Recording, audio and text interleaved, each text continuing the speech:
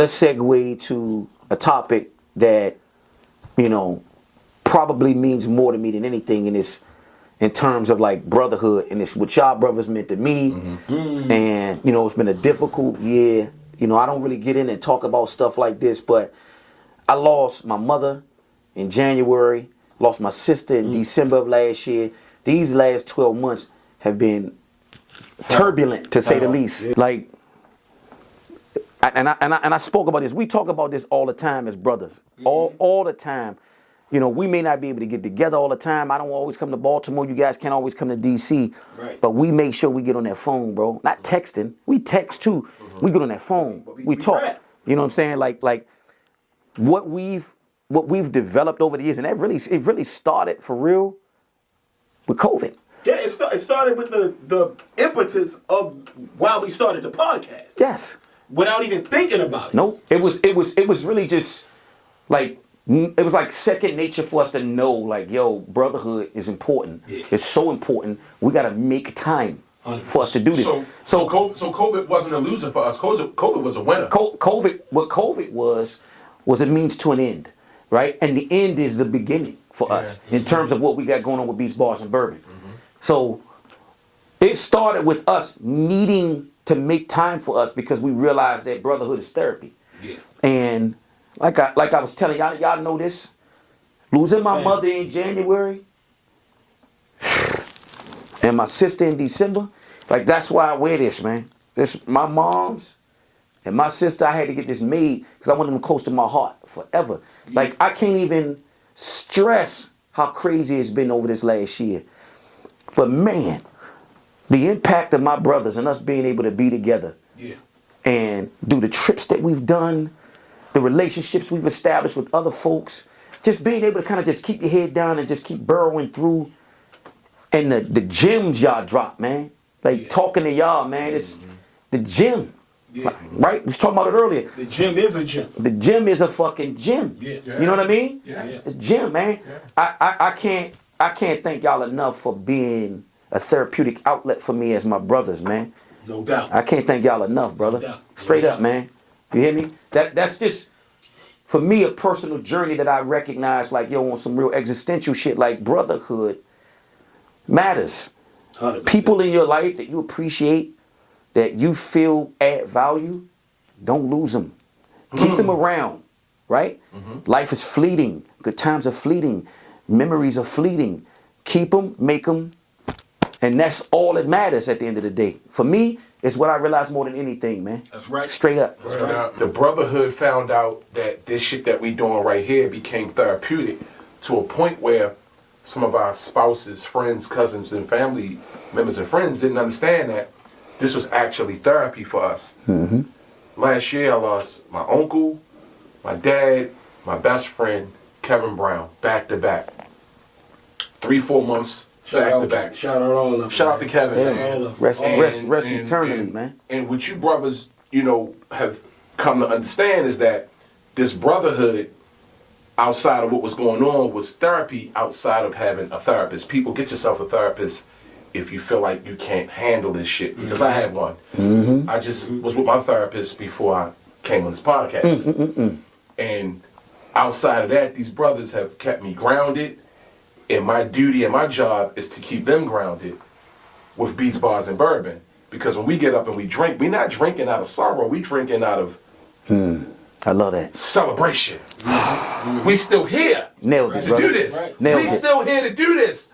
And I'm showing all my people that don't understand that when we throw events, it's just not for us to say I'm drinking bourbon and I'm partying. It's for us to say, look, we here and we present, and showing that love is this love in this circle right here. Being present is the present.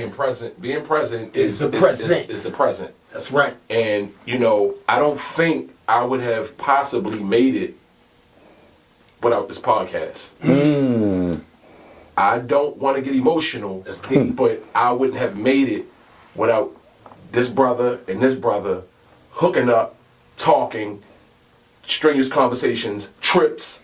Like, it helped me as to, I had to tell my therapist, my podcast and coaching girls basketball is my therapy. That keeps you going. It keeps me going. Yes, sir. It keeps me going. And with that being said, shout out and forever beats, bars, and motherfucking Bourbon. That's this right. is our That's legacy right. right here, man. Hey, look, I tell you something my pops told me, right? He said one day, he was just sitting there, we just sitting in the basement one day, and he was like, man, you good, because you still got relationships with your friends. You still cool with your friends. He was like, I got friends who I was friends with when I was in my 20s or whatever, but then when I got married, we kind of started falling apart. But I like the fact that you still cool with your friends, right? And, I mean, look, all of us have had major issues happen and shit, which is crazy. Like that, they kind of all fell back to back to back. Yes, brother. But Yes. we had a big age, though. Yeah. And once you get, that's what people don't realize. When you get to this age where we at right now, when you in your late 40s, 50, Yeah. that's when you're gonna see who you are. Yeah, man. Because I think the true measure of a man, everybody's okay when everything cool. But what happens when shit get rough? Yeah. You know what I mean? How do you respond when shit get rough, when life get rough? Yeah. You know what I mean?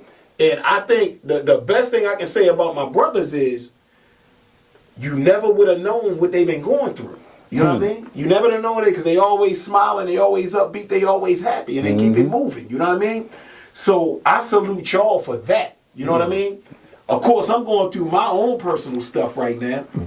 But you know, and I hope I'm the same way. When you see me, you don't know what I'm going through. Yeah. You know what I mean? Yeah. But that's life. You get to this age we at right now, Yeah. we are the elders. We are the elders. My brother, shout out to my brothers turning 50 this year. Both of Shit, them, man. man. Ain't no question. I'm talking about it. Don't tell them 50. Nah, man. Embrace that shit. Niggas is aging like fine. Niggas is aging like fine wine. It's a badge of honor, bro. Yeah. Nah. Aging like Proudly. fine, we aging like fine bourbon. Can we remix and remix that statement? We aging like fine bourbon. Guys. Yeah, man. That's what But we you nailed it, bro. Yeah, Like, nailed it. yeah, that true measure of a man truly is how he deals with adversity. Yeah. And the older you get, the adversity changes. I mean, listen.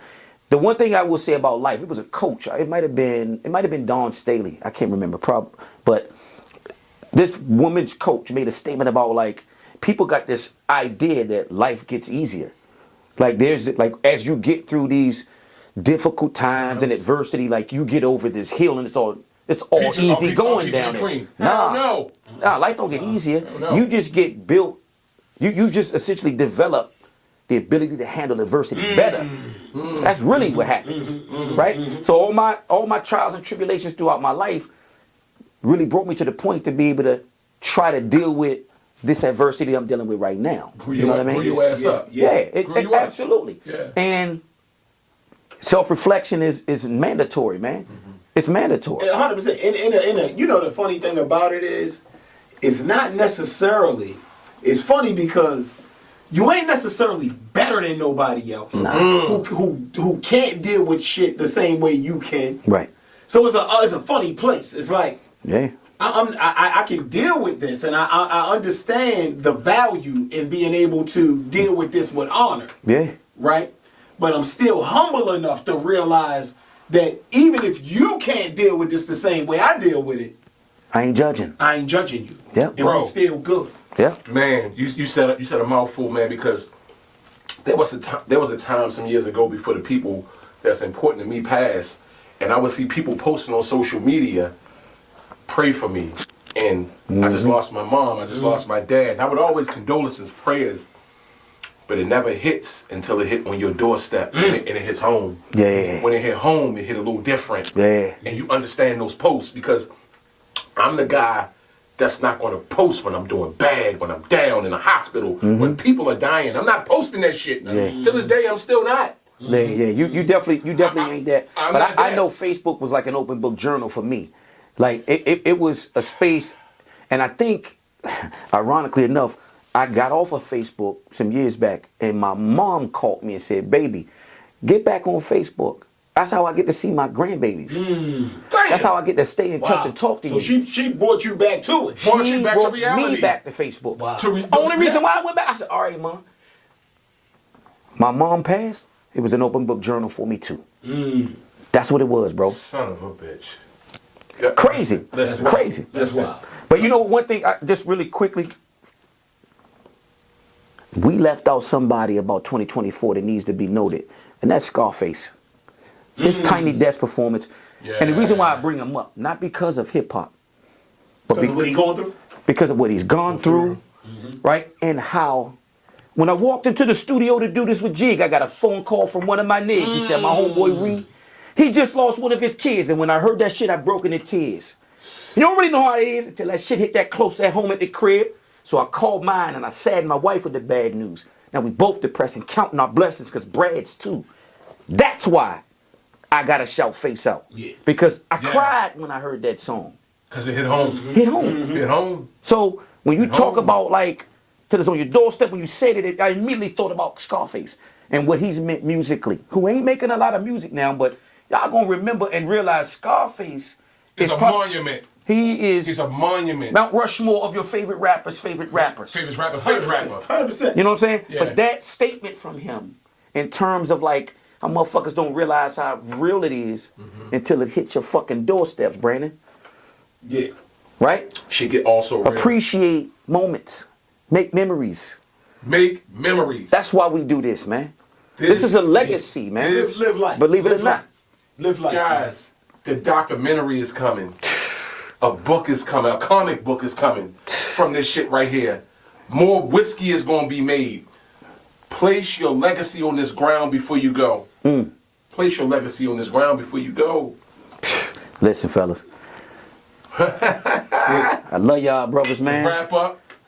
To close out. 2024. Love y'all boys, man. Beats, bars, and 2025. bourbon. Gonna be even more live. You got it. Listen, look, we here for a purpose, man. We all are. Appreciate your existence. Cheers. Cheers.